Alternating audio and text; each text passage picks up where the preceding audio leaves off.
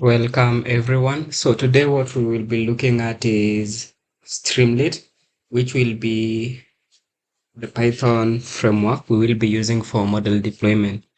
So there is this link that is in our shared WhatsApp group. So you can check the description and then you'll get these notes that we have here. So let me share the link again in the chat and then you can open that.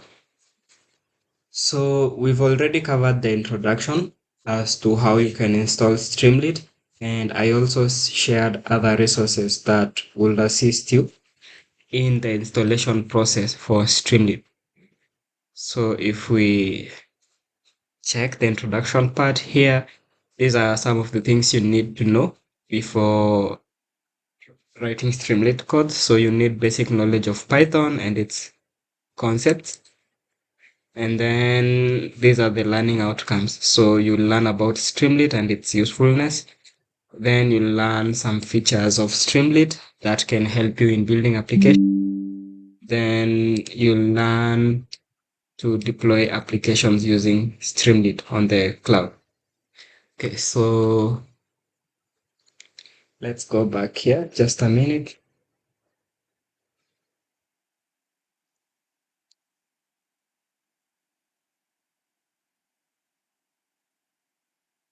Okay, so let's go to the introduction part for Streamlit. So this is just the installation part where I showed you. Once you've run pip install Streamlit, you can go ahead and run Streamlit hello to see the demo app. So today we will start by creating our own web app. So we'll start creating our own web app. So what I'll do is I'll open my folder here. And before I can proceed, so what I'll do is I'll open my command prompt. So for you, you have to open your Anaconda prompt because that's where you install Streamlit. So after opening the command prompt, you have to check the directories that are there. So for me, I can type in something like cd desktop. Okay, so that's not specified. Let me check this path in my PC and then I can share the correct directory that you guys need. So here we have downloads, we have documents. Yeah, so we have these folders here. So if I open these, we have OneDrive, then desktop. For documents, we have that.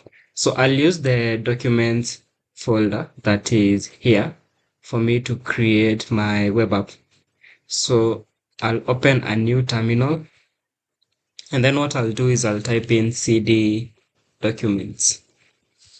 So on your side, you can go ahead and type in cd documents again so that we can be on the same page. Then what I'll do is you can copy this path that is here, C:\, then up to your name, then open that folder. And then this is the folder that you will be in. So you'll see the folder is empty. So what we will do here is we will create a new file. And this will be a txt file. So you can see here we have new text document.txt. So what I'll do is I'll rename this file here and I'll name it, I'll give it a different name. So for example, I'll say, let this be my app.py. So this is a Python file. And if I am asked if I want to change the file name extension, I'll click on yes. So there you go. I have my app.py file.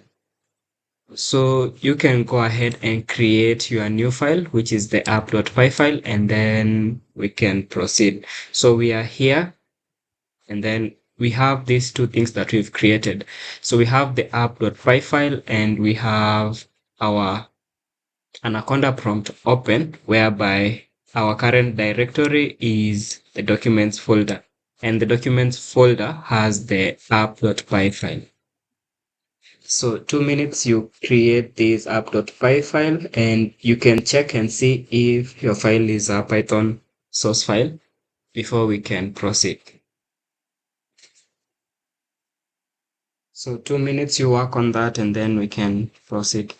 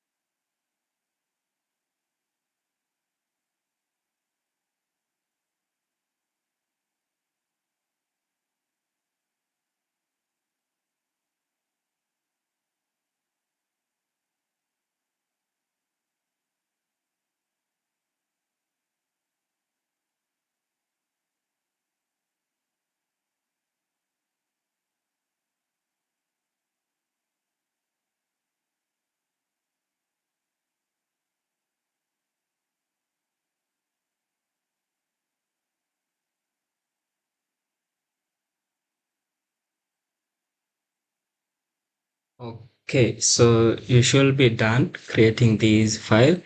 So let's proceed. So what I'll want you to do is I'll want you to open this file. So you can right click the file and click on open with.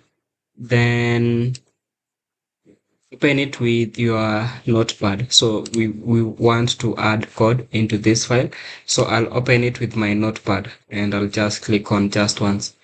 For those who have Anaconda installed, so you can open Anaconda Navigator, but I think that's not today, so I'll give you a chance to try that tomorrow. You can open an Anaconda Navigator and check if your Visual Studio Code is running. So here we have our app.py file. Before we can begin, we are dealing with Streamlit.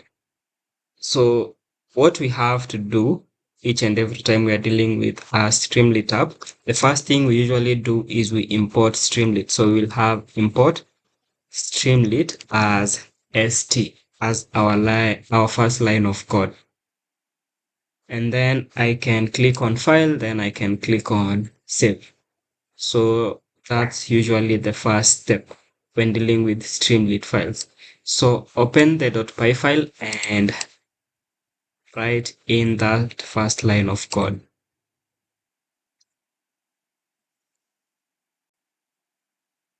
So we won't be working with Jupyter notebooks again. So we will be working with our note editor.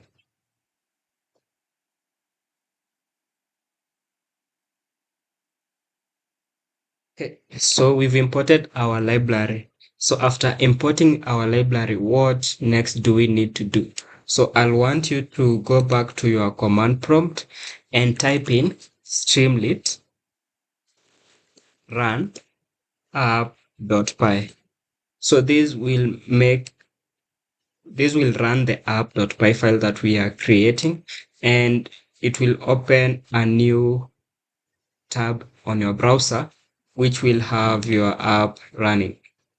So run that streamlit run app.py. Let me share that in the chat and then we can proceed.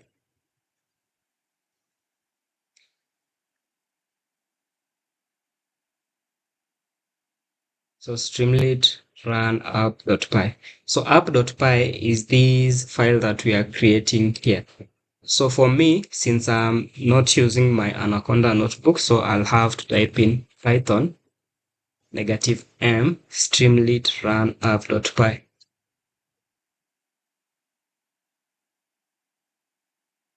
So it will take maybe a minute or so to run, but I'll have a new tab here with my web app running.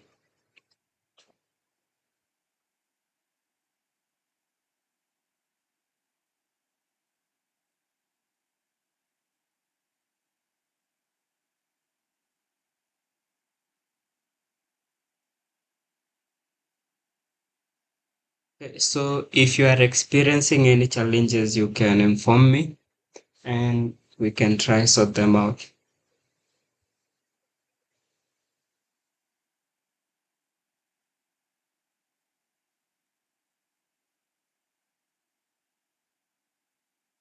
Okay, so this is my web app. As you can see, the web app is empty because here in our code notebook, we haven't changed anything. So I'll give you again 2 minutes to maybe run your code and confirm if everything is running before we can proceed.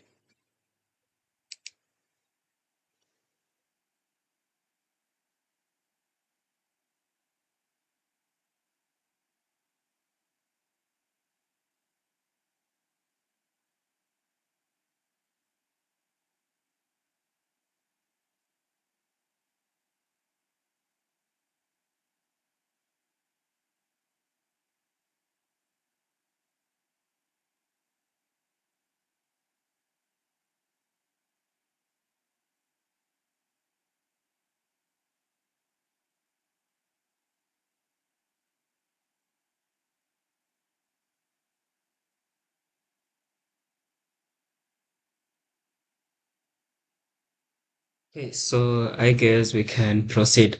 So there are different things we can add to our Streamlit app. And the first thing we will start with is displaying information in Streamlit. So in displaying information in Streamlit, we have text data. So these are things like the title, so like the title of our web app. We have things like the headings, we have markdown, we have mathematical equations, we have captions. So we will copy each and every code that we have here and see how it's displayed in our web app. So we will start by the title. So to type in the title, or if you go back to your code work, what you usually type in is, so this is our app title. So that's a comment. So we usually type in st dot title, and then we pass in the title of our web app in quotation marks. So this will be the March ML intake. Close the quotation marks and then click on save. So if I click on save, if I go back to this tab that you are seeing here, you can see up here it's saying source file changed. So we have the rerun button and we have the always rerun button here. So I'll click on the always rerun button here so that anytime I make a change to my code, then the change will reflect here. So I'll give you 1 minute to copy these and then rerun your web apps and confirm if you have the title of your web app here. So we have this code here. So you can copy it directly from this side or you can copy what I have here. So just type in st.title and then you're good to go. So Streamlit is as easy as that. So you don't need to code any HTML or CSS code for you to like have your websites running.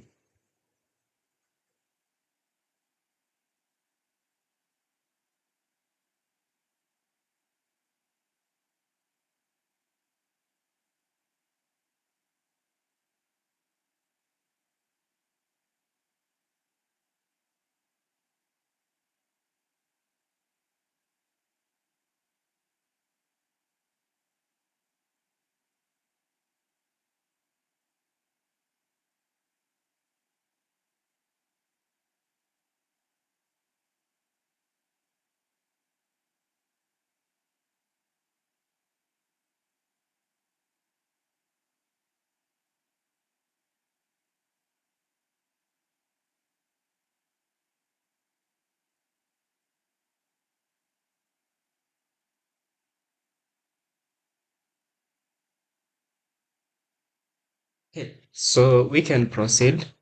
The next thing I'll show you is the header. So maybe I can add a header here, st.header. That's how you add your header. And then I can say this is my first ML app. Close those bracket. And secondly, I can add a subheader. So st dot subheader. And then I can say something like, check it out. Then I can click on file, then I can click on save. So you can see here we have our app title, here we have our header, and then here we have our subheader.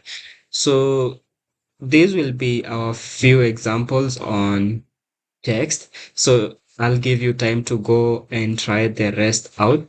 So what I want to do is I'll shift on to the next thing, which is displaying data onto your Streamlit apps. So in terms of displaying data, there are different things we can display. So we can display a metric. So I'll leave that to you to try it out. And then next we can display a data frame. And apart from displaying a data frame, we can display a table and also a JSON file. So what I'll display here are two things. So I'll display a data frame and a table. I'll copy the code that we have here for creating a sample data frame, and then I'll paste it in my code. So let me add a comment here. So displaying data frames.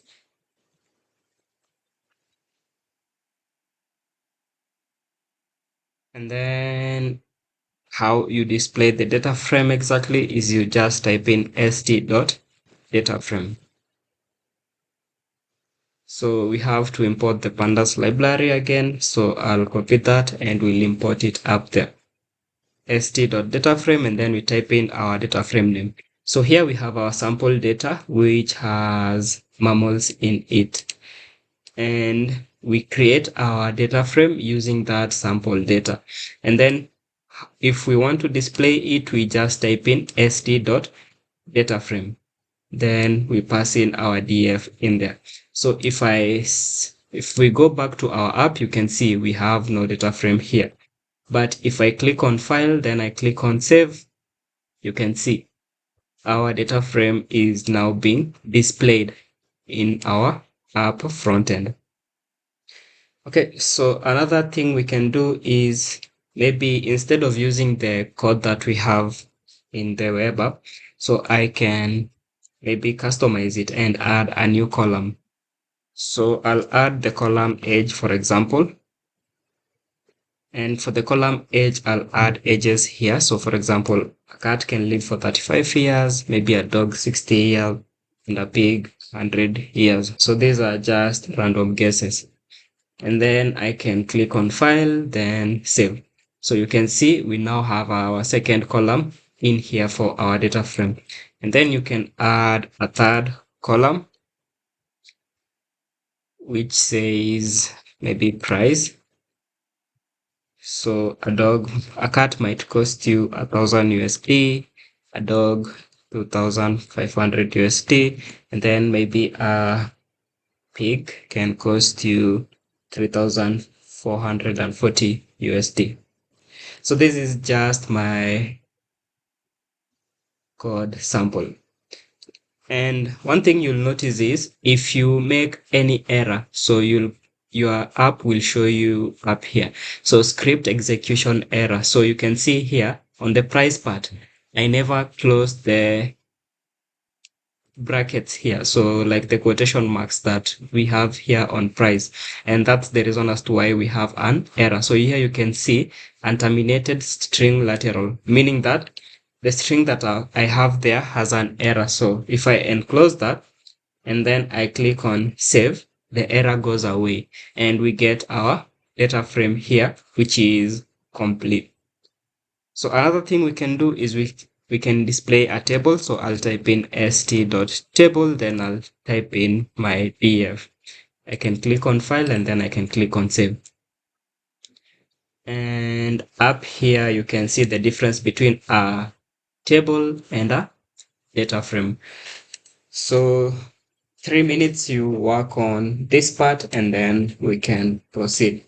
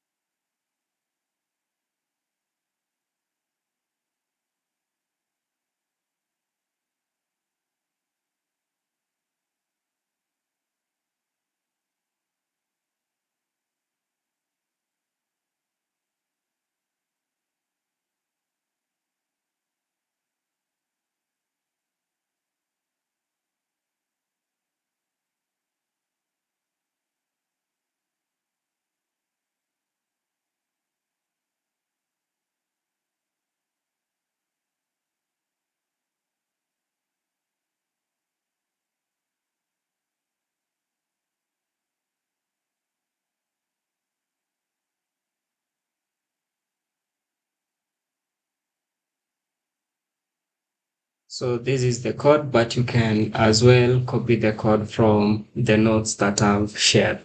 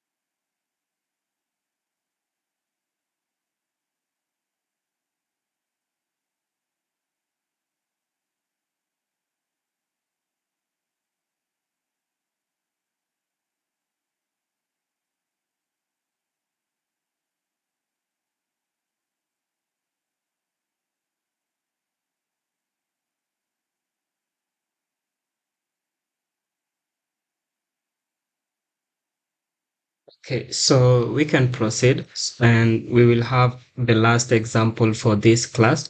Then I'm going to share this file so that you can practice for today and tomorrow. And also what I'll want you guys to do is I'll want you to go through all these notes that we have here and practice each and every element that is there in the notes. So the next most important thing that we can look at is how do we display charts? Okay, so displaying charts. So this is how we display charts. So the first thing we need to do is we need to create our data. And what I'll use here is I'll use this code that we have here to display charts. So I'll copy this code here in the matplotlib and Seaborn part, and then I'll paste it into our code work. So if we get any errors, we will work our way through the errors and try fix them. So here what we do is I'll delete this part for importing Streamlit because we've already done that. And then for libraries importation that we haven't done yet, I'll cut that and then I'll move them up here. So we are importing NumPy, we are importing Matplotlib, and we are importing Seaborn. And then down here, what we are doing is we are creating array 1 and array 2. Array 1 and array 2 have random numbers, have 100 random numbers in them. So each of these have 100 random numbers. Then array 3 has random numbers from rand-int ranging from 1001 to 1001.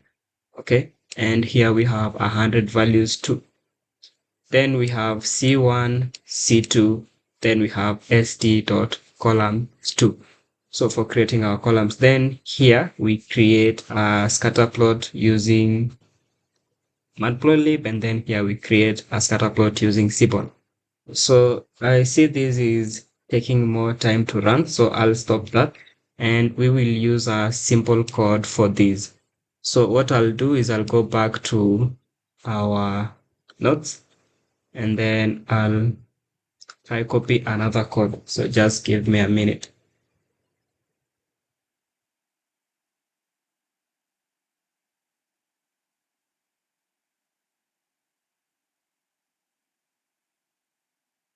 Okay, so let me create the plot from scratch.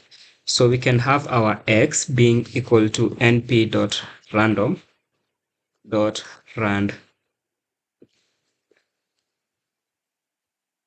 np.random.random. Then we get 100 values from that. So if I want to plot this, I can type in plt.plot, and then st.plot, and then we can plot our x. So let me run this and see if it works. Save, then let's check our code. So st has no module plot, then I'll type in st.pyplot. And then we can save this again. Okay, so st has no pyplot. So let me check the Streamlit documentation. So you can open streamlit.io. And after opening streamlit.io, we can go to the components part.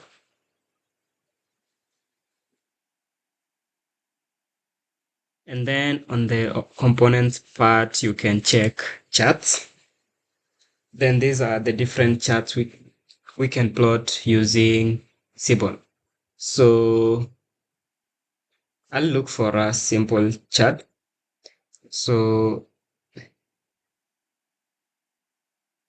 here we can pick maybe, let me check a chart that we won't have to like install any new library. So let's check the docs part, and on the docs part I'll click on tutorials, then I'll click on using Streamlit,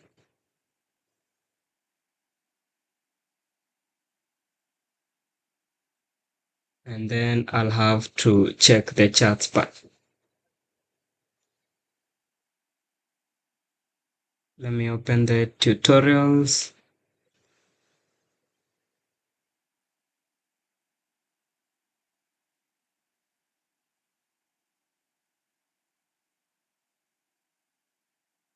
Okay, just a minute as I get this part for the charts.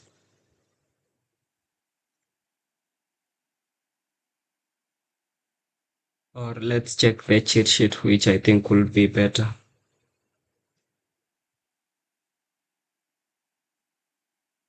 Yeah, so this is the cheat sheet. These are interactive widgets, display data, display chart. Yeah, so I'll pick this one here. So st dot line chart. So that's for the line chart that we are trying to create. So I'll type in st dot line chart, and then I'll pass in my x. Let's go back to our app, then I'll save my file.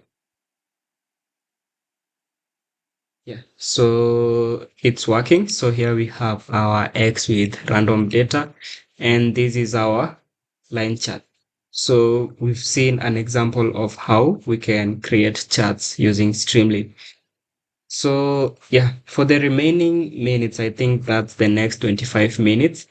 You can ask questions concerning what we've looked at for today. And for tomorrow, what I'll want you to do is go through each and everything that I've shared here in the notes and make sure you are familiar with what is here, because Streamlit is quite simple and straightforward. So you just use the code that you've been using in your Anaconda notebooks, but incorporate these ST parts, which allow you to display what we are seeing here on the front end, whereby someone checking your application won't be able to like know what you did on the back end. Yeah, so that's it from me. So any questions from you guys or maybe any challenges you are facing with Streamlit?